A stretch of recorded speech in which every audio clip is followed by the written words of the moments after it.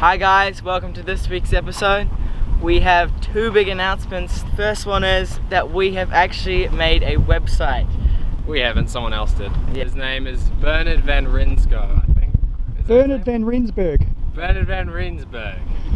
Yeah. He's one of our patrons. Thank you, Bernard, for helping us with that. Well, pretty much doing the whole thing, so yeah, thank you for that. The second, what? I forgot what we were saying.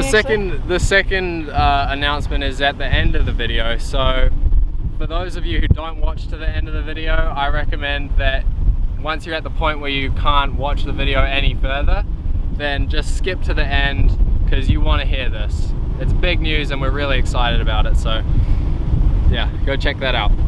Yeah. Yeah. Thank you, patrons. Thank you, everybody, for Thank you, supporting everyone. us.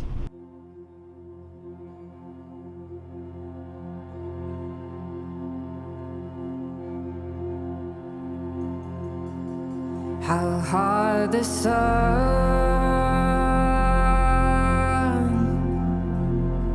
that stings the soil, how hard it feels on my skin, the cursed ground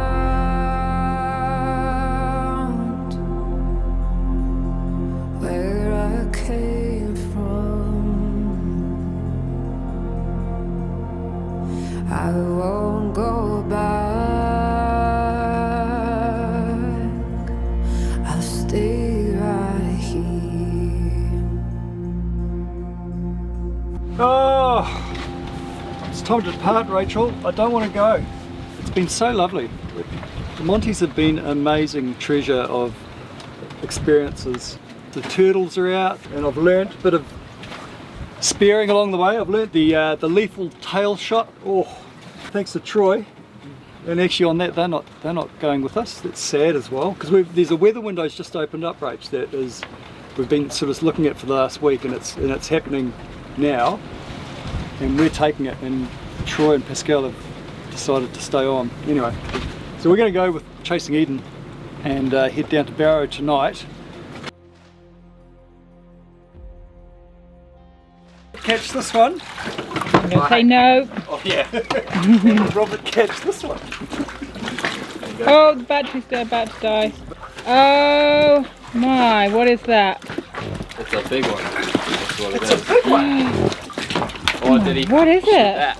It's a touch Which one did Robert shoot? Yeah. Doesn't matter, either, both are good. Did he actually shoot one of those? Yeah. Yeah. Cool, he's twitchy. Well, he might have been able to hit the tusk. It's so heavy. Have you got a scale? Yeah. Oh, wait. No. Oh, Wow. I reckon you got the trout.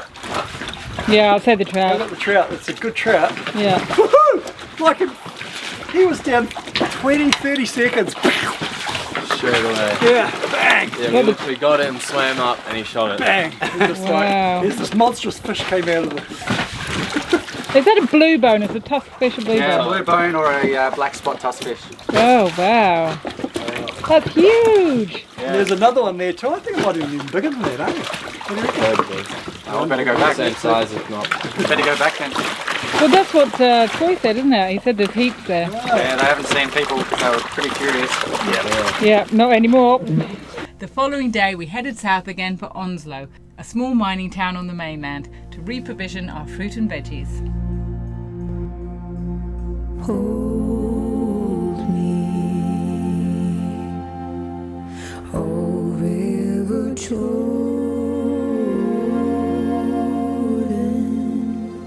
river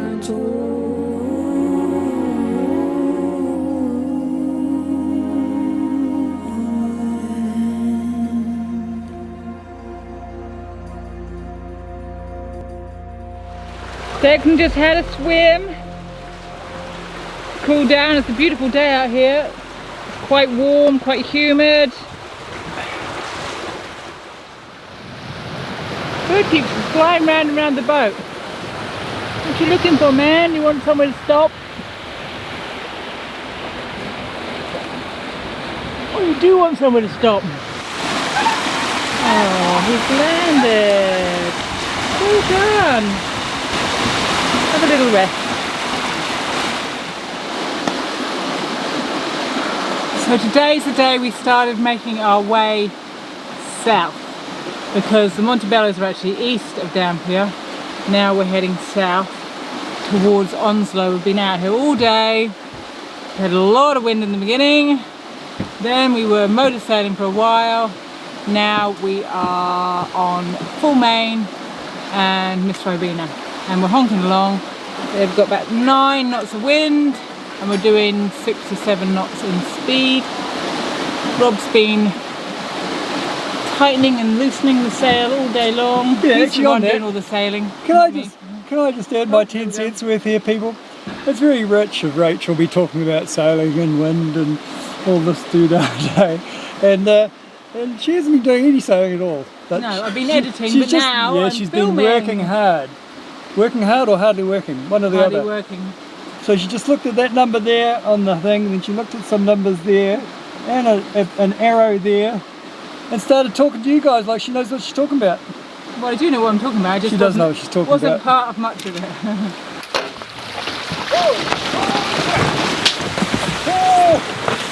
Well done, right? Well done. Well, it's been a lovely sail. We're approaching half a mile to Onslow, and it looks actually bigger than I thought it would be. Chasing Eden are just behind us. We've had a lovely sail with them. We had to motor a little bit, then the wind picked up again. Miss Robina came out. It's been a lovely day. A bit late for the shopping today. We're going to go in for a quick shop up and then we're going to head out to sea again. So tomorrow morning, Onslow, look out, here we come with the credit card. Shop up the storm. In actual fact, Onslow proved to be an excellent stopover. We managed to reprovision and get our laundry washed that evening, allowing us the luxury of continuing with the weather window the following morning to Saruri Island, a mere 25 miles west, where the boys helped tick a couple of maintenance issues off the list. Jump! Stop! Ow! That's something nice. You okay? Okay. Cancer. I reckon most, if not all, cancers are environmental, meaning they're a product of something that we have created in our environment that we've come in contact with, whether it's a chemical, whether we've inhaled something, whether we've put something on us or we've eaten something, that over time has played a role in triggering some reaction in our body that eventually causes cancer. And it's with that in mind that I'm about to remove the intake for our water intake for our water maker. The reason I'm taking that off is because I've discovered recently that when we last anti-fouled the boat, we didn't cover that over. Potentially our water maker is taking in minute particles of anti-foul whenever we're making water, and that's concerning, and it's been happening since February this year when we had the anti-foul done, and it is now September. So it needs to come off, and I want to clean it up and clean up the inside and just remove all that anti-foul that could particles of go into our water, and thereby I'm hopefully removing any possibility of long-term negative consequences of cancer. Here we go. So here it is. This is the doodah, and it's actually inside. I've cleaned up a little bit, but not much, but there wasn't much stuff on the inside in terms of growth, which is fine, but there's little, I have to get that off.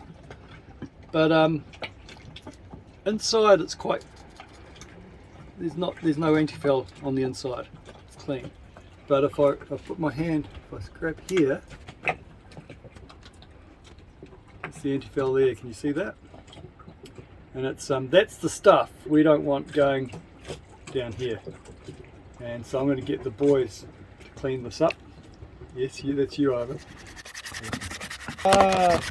There it is. Show me. Can I show me?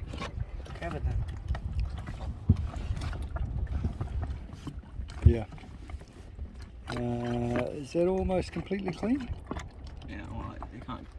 That black stuff won't come off. That other stuff doesn't come off? I think that's just colour it is underneath it. Yeah, okay. Well, look, through the filter parts, yeah, the grill parts, it's clean, so I'm happy with that. Thank you, sir.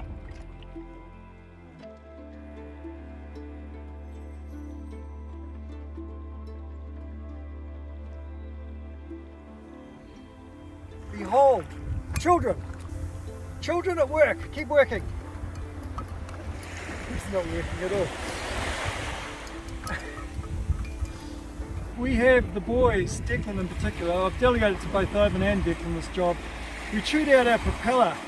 Now, the propellers on the outboards have little bushes inside them that are designed to fail if they hit a big rock or something really hard. So rather than breaking the gears in the outboard engine, the rubber bush fails inside the propeller. Now I have an old propeller here, it's been used before, but the bush inside is okay. So I've charged the boys for the job of changing the broken propeller, the broken bush, with this replacement one. So what they have to do is there's a cotter pin holding a nut. There's a nut holding the propeller on, a nut and a washer holding the propeller on the shaft, and a cotter pin that holds the nut from turning. They've got to undo the cotter pin, pull that out. They've then got to undo the nut, and hopefully the propeller will just slide off. It should just slide off really easy. Oh, that's chewed up. Oh yeah, the bush is really chewed up. Yeah, look at that. Hold it still. Can you tell which one's new? This one came off pretty easy, so now we're just gonna try and get this one back on, but this could be a problem because if you look here, these two things actually have a different build. I'm not sure if that's because this piece on that one sheared off or if it is built different, but yeah, we'll cross that bridge when we come to it. So. Yeah, that actually looks a lot like that piece. So I guess. Ah, look at that. Oh wow. Yeah, look at that. Ah. It did shear off. Wow. Get that grease put back on. You put that grease put on there. Yeah. Just get your fingers in there. Just like that, just go around. Just go back down again.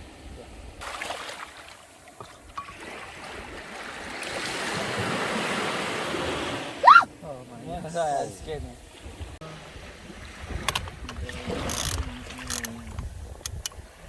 The question's how tight.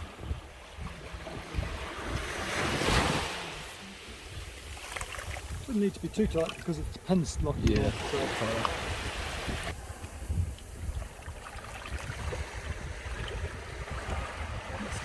My spools. Yeah, look at. You need to push that right through. You need to turn that up a bit so it goes right through. It is right there.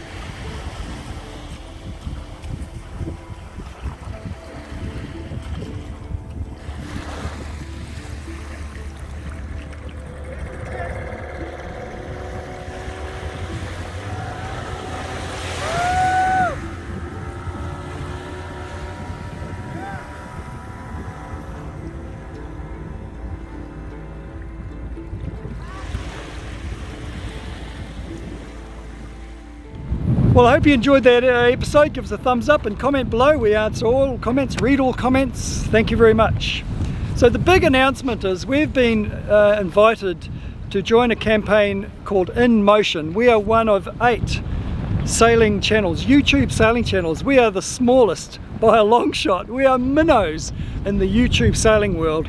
Some of the biggest names are Delos, Uma, Oddlife Crafting, Ran, they're amongst this, and it's a campaign to recycle, to reuse plastic from the oceans. And I won't say any more about that. Check this video out and enjoy. Part of the campaign I will say though is there's a crowdfunding part of that to get these machines onto the boats. If you want to be part of that, we'll put links in the description below. Thank you very much. Enjoy! Imagine a world where plastic was not considered as waste, but was treated as a precious material that creates value over and over again. A world with plastic-free oceans and shorelines. Ahoy! We're the In-Mocean fleet. My name's Brian. And hello, I'm Karen. I'm Kika. And I'm Dan. Hi, I'm Lee. I'm Taj. I'm Bella. And I'm Sarah. Hi, I'm Roberta. And I'm Duca. And my name is Rob. I'm Ivan. I'm Declan. And I'm Rachel. I'm Joanne, and this is Marlin and Vera. I'm Maria. I'm Nika. As sailors, we reach many distant shorelines. Unfortunately, none of those beautiful remote beaches are free of plastic. In those remote coastal areas, there's usually no possibility to dispose of plastic trash properly. What if there was an incentive for people to collect this plastic and to turn it into new beautiful products? And how could this work?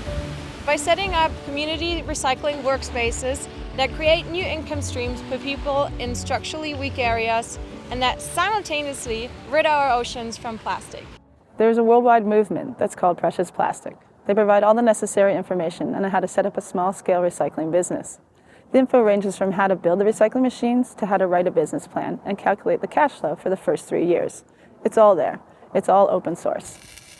We built the shredder and extrusion machine ourselves, and it was quite the adventure because we did most of it afloat and tried to use the materials that we found on the beach whenever we could. Once we figured out the machines, we started to show them to some local friends in the Montebello Islands in Panama. The recycling process is quite simple. First, you have to sort and wash the plastic. Then you shred it into flakes and throw it into the extruder. The extruder heats up the plastic and pushes out a hot plastic filament that you can form around a mold. Voila! From trash to treasure in no time. Throughout the last years, we organized various recycling workshops along the Pacific coast of Panama and Costa Rica. The feedback was super positive and people were excited to see that you can turn plastic trash into a vast variety of new products. ¿Te gusta? ¿Te quedó bonito? The positive feedback from the community encouraged us to take our recycling activities to the next level. We teamed up with the turtle conservation project COPROT in Costa Rica and set up a community recycling workspace in June this year. We were provided with some precious plastic machines, being able to use the machines and actually make products with it. And we've also been able to sell the products at a couple of different markets and local areas, which has enabled us to actually generate enough money to cover the costs of local staff salaries. It really has the potential to provide a lot of opportunities for employment for local people in the area. And then we're also looking to do a kind of exchange system where people are able to bring plastic that's already separated and clean and organized and provide them with some kind of financial compensation for that. And we would love to enable more remote coastal communities to take advantage of this business model. Like so often, the first step to induce change is by creating awareness. But how can we reach the people living in these remote coastal areas? We activated our global sailor network and set up a fleet of 8 sailboats that will work as ambassadors to spread the word about small-scale plastic recycling around the globe. We joined the Motion Fleet Because our home is the ocean and we love the ocean and we'd love to share with you guys ways to keep it clean. And as sailors, we have this opportunity to be directly involved with innovative projects to help make this planet a better place. So we're excited to be part of the in-mocean fleet. And I think that's a really good opportunity for us to bring awareness of the huge problem that is the plastic on the ocean, the plastic on the islands. And that's why we love it to join this project. We really want to spread the word that we need to do better. And we decided to join the in-mocean fleet because after sailing around the world for more than a decade, we've seen our share of plastic trash and crap washed up all over the beaches, and we want to do something about it. And we joined the in-mocean fleet because we think it's such a great idea to be able to recycle and upcycle plastic while we're sailing. We feel the in-mocean initiative is something very special and could make a significant impact on communities economically, but also by removing plastics in our oceans and making a huge impact on the environment. We partnered up with a recycling machine manufacturer that develops a set of machines for us that fit this purpose perfectly. They're lighter, more compact, and less energy hungry. By helping us fund these recycling machines for our sailboats, you can be part of the change. Plastic won't be seen as trash anymore, but as a precious material to create social businesses that provide long-term value for remote coastal communities, clean the environment, and save natural resources. We are in motion. Support our mission and help us catch the wave to a cleaner tomorrow.